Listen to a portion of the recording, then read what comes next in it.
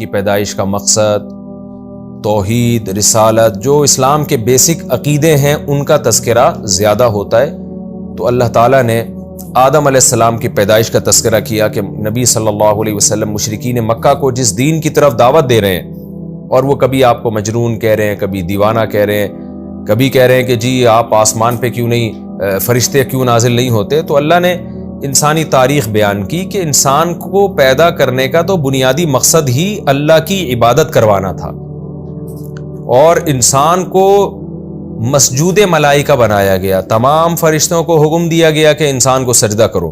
یہ اسی وجہ سے کیا تھا کہ انسان کو زمین میں خلیفہ بناؤں گا، وہ میرے احکامات اپنے اوپر بھی اور زمین پر بھی نافذ کرے گا۔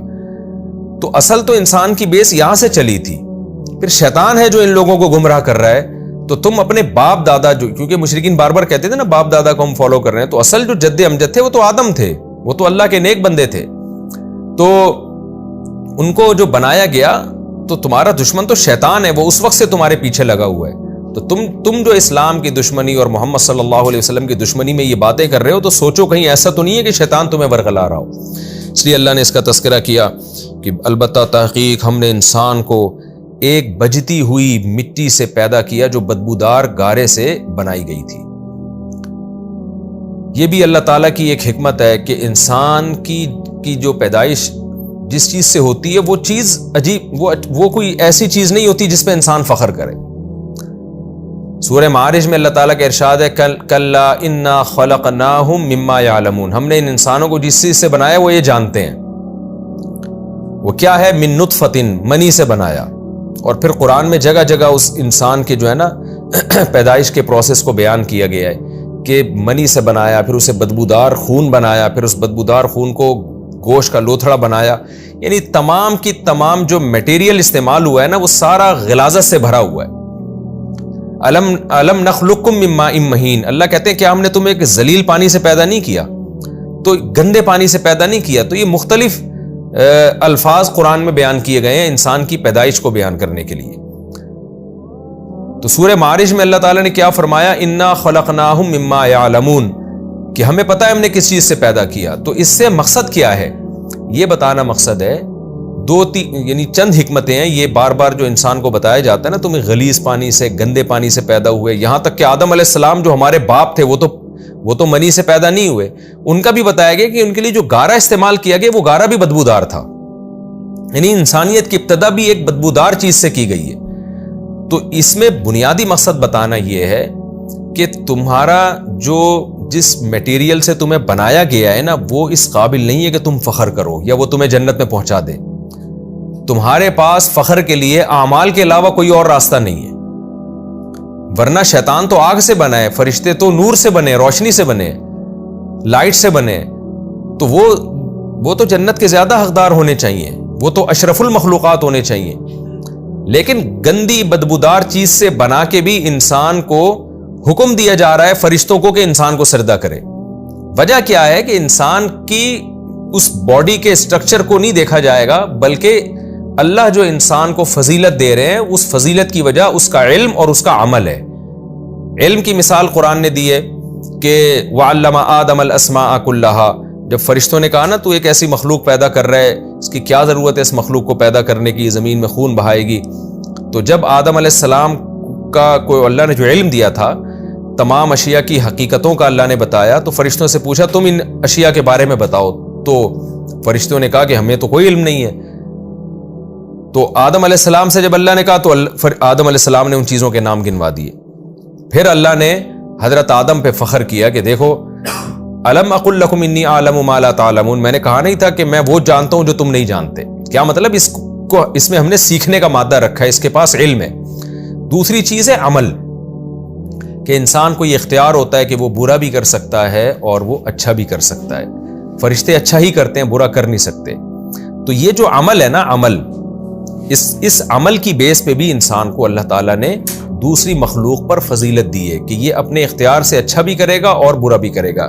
یہ ٹھیک ہے، اس صفت میں جنات بھی انسانوں کے ساتھ شریک ہیں، لیکن علم کی صفت میں اللہ نے بہرحال انسان کو جنات پر فضیلت دی ہے۔ تو یہ دو چیزیں ایسی ہیں کہ انسان کی جو بیس ہے، جس چیز سے انسان بنایا جا رہا ہے، وہ انتہائی غلیظ اور انتہائی ناپاک ہونے کے باوجود بھی عمل کی وجہ سے انسان فضیلت حاصل کر لیتا ہے.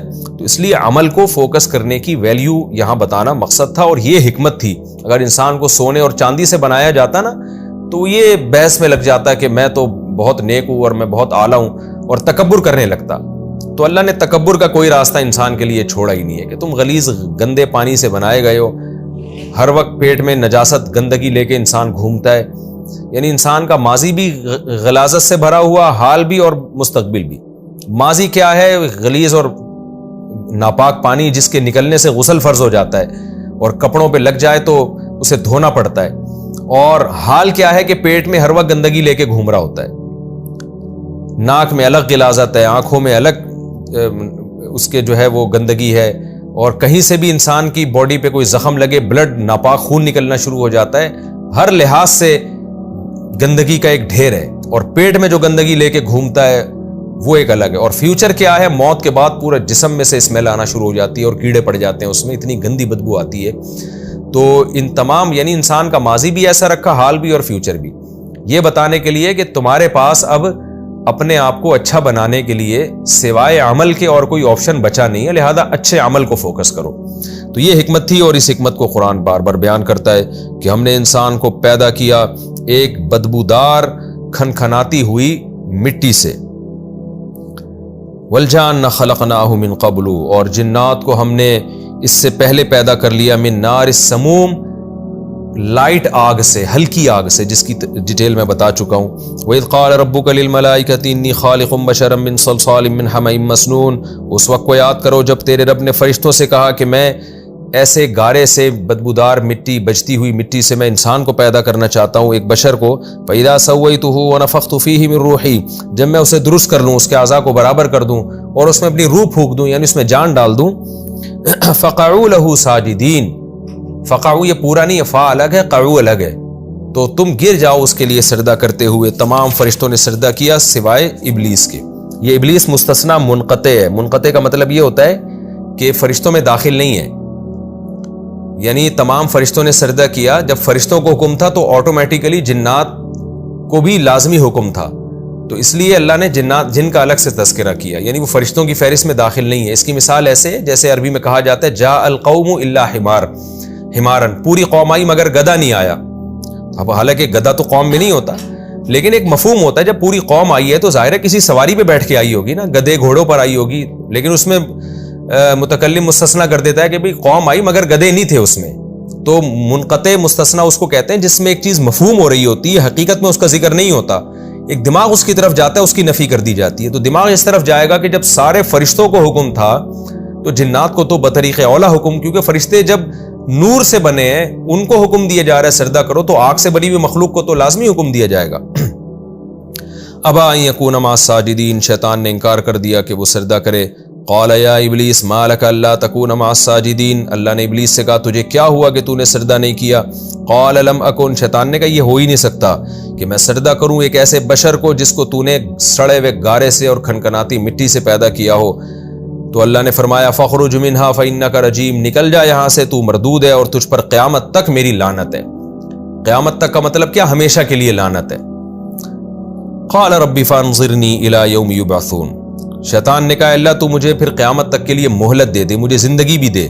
قال فانک من المنظرین, اللہ نے کہا تجھے میں مہلت دیتا ہوں الی یوم الوقت المعلوم, ایک وقت معلوم تک. قال ربی بما اغویتنی, شیطان نے کہا اللہ تو نے چونکہ مجھے گمراہ کیا ہے, حالانکہ گمراہ تو خود ہوا تھا نا, گمراہ تو خود ہوا تھا, اللہ تعالیٰ نے کہا سجدہ کرو نہیں کیا. لیکن اللہ کی طرف نسبت اس لیے کی جاتی ہے کہ ہر کام کی نسبت خالق اللہ ہی ہے, چاہے برائی ہو چاہے اچھائی ہو. تو کام تو انسان کرتا ہے لیکن اس عمل کا خالق تو بہرحال اللہ ہے نا, تو اس لیے اللہ کی طرف اس کی نسبت کی جاتی ہے.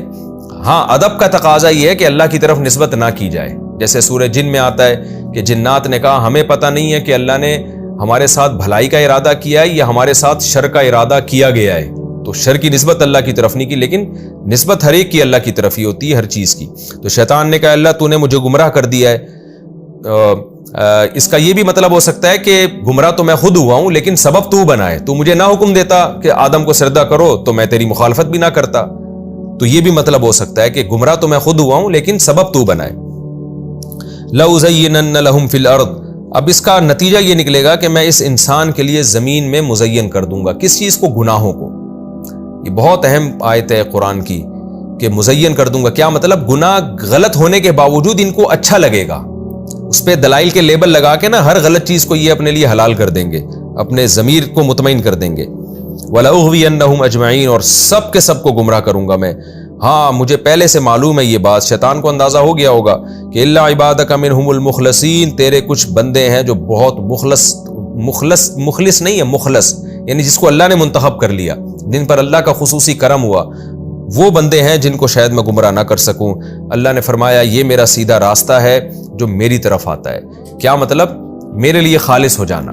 اس میں اللہ نے بتا دیا کہ اگر تم شیطان کے شر سے بچنا چاہتے ہو تو اللہ کے لیے خالص ہو جاؤ, اپنے آپ کو مکمل اللہ کے حوالے کر دو. ان عبادی, جو میرے بندے ہیں یعنی خاص بندے, لیس لک علیہم سلطان, تیرا ان پر زور نہیں چلے گا, الا من اتبعک, یہ بھی مستثنا منقطع ہے. اس سے لگتا ہے کہ شاید کسی پہ بھی نہ چلے, جب مخلص لوگوں پہ نہیں چلے گا تو شاید کسی پہ بھی نہ چلے. اللہ نے بتا دی ہاں ان لوگوں پہ چلے گا. من اتبعک, جو تجھے فالو کریں گے, من الغاوین, گمراہ لوگوں میں سے, انہی پہ چلے گا. تو تیرے پیچھے پیچھے جب تو برائی کو ان کے سامنے مزین کرے گا نا تو وہ غور نہیں کریں گے, بلکہ بغیر غور کے تیری بات مان لیں گے. ایسے لوگ ہوتے ہیں نا کہ شیطان ان کو نشے کی طرف لے کے جا رہا ہے, شراب کی طرف لے کے جا رہا ہے, ان کا دل چاہتا ہے شراب پینے کا, عقل کہتی ہے غلط چیز ہے, تو شیطان کیا مزین کر دیتا ہے عمل کو, وہ کہتا ہے کیا ہے ایک دفعہ پی کے توبہ کر لینا, پھر دماغ سے ریلیکس ہو جائے گا, فائدے بھی تو ہیں. تو عقل مند آدمی کیا کہتا ہے کہ نہیں بھائی یہ تو ہمیشہ کی لت پڑ جائے گی مجھے. لیکن خواہشات کے غلام کیا کرتے ہیں کہ جو شیطان کہہ رہا ہے فوراً اس کے پیچھے چلنا شروع کر دیتے ہیں کہ چھوڑو یار دیکھا جائے گا. تو یہ بہت اہم آیت ہے. ساری گمراہی کی جڑ یہی ہے کہ آپ عقل کی اور اپنے ضمیر کی نہیں مانتے, بلکہ جو شیطان نے دلائل کے انبار لگائے ہوئے ہوتے ہیں نا, ان دلائل کو فالو کرنا شروع کر دیتے ہیں. تو ان دلائل کو فالو کرنے کو شیطان کی اتباع سے تعبیر کیا گیا ہے, ورنہ شیطان نظر تو کسی کو نہیں آ رہا ہوتا. تو آپ جو مزین کرتے ہیں نا, شیطان جو دلائل کے انبار لگاتا ہے, آپ اس کو فالو کرنا شروع کر دیتے ہیں. تو اللہ فرماتے ہیں ہاں وہ جو اس وقت تجھے فالو کریں گے, یعنی تیرے پیش کردہ دلائل پر ایمان لے آئیں گے اور بغیر سوچے سمجھے اسی کے پیچھے چلیں گے, تو ان پر تیرا زور یقیناً چلے گا. وَإِنَّ جَهَنَّمَ لَمَوْعِدُهُمْ أَجْمَعِينَ, لیکن میں ان پہ ترس نہیں کھاؤں گا کہ چونکہ تو نے ان کو گمراہ کیا ہے لہذا میں ان کو بخش دوں, ایسا نہیں ہے. تم سب کے سب یعنی تو اور جو تجھے فالو کریں گے نا, سب کے سب کا وعدہ جہنم میں, سب کو جہنم میں تیرے ساتھ جھونکوں گا میں. لہا سبعۃ ابواب, اور اس جہنم کے 7 دروازے ہیں. لکل باب منہم جزء مقسوم, ہر دروازے کے لیے انسانوں کی ایک جماعت ہے جس کو ڈیوائیڈ کیا گیا ہے. یعنی سارے ظاہر درجات ایک جیسے نہیں ہوں گے, کوئی بڑی جہنم میں کوئی چھوٹی جہنم میں. تو جسے تو جس درجے کا گمراہ کرے گا اس کے لیے میں نے ویسی ہی جہنم رکھی ہوئی ہے. اللہ تعالیٰ ہمیں اس آگ سے ہمیشہ کے لیے محفوظ رکھے.